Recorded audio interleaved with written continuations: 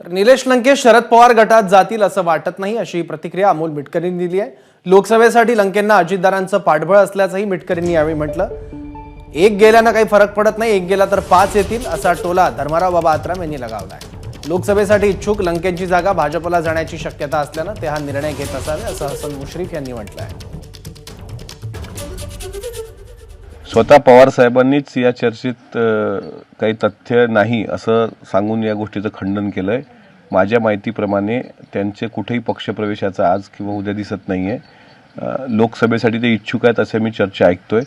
मात्र मला जेवढं आठवतं की पारनेर विधानसभा मतदारसंघामध्ये ज्यावेळेस ते पक्षप्रवेश करणार होते, म्हणजे ज्यांना तिकीट देणार होते उद्धव साहेब, त्यावेळेस त्यांनी अजितदादा असतील तरच मी राष्ट्रवादीत प्रवेश घेतो असं सुचवलं होतं, सांगितलं होतं। आणि विजयकुमार औटींविरुद्ध दादांनीच त्यांना तिकीट देऊन त्यांचा पक्षप्रवेश घडवून आणला होता आणि मग दादांनी त्यांना जे पाठबळ तिथं द्यायचं आहे ते देण्याचा पूर्ण प्रयत्न केला।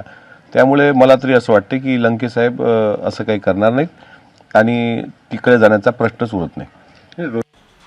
ठीक आहे, आता इतका दिवस ते इकडे होते, 5-6 महिने, सगळं कामं झाले, सगळं व्यवस्थित त्यांचे कामं आटोपून ते परत गेले।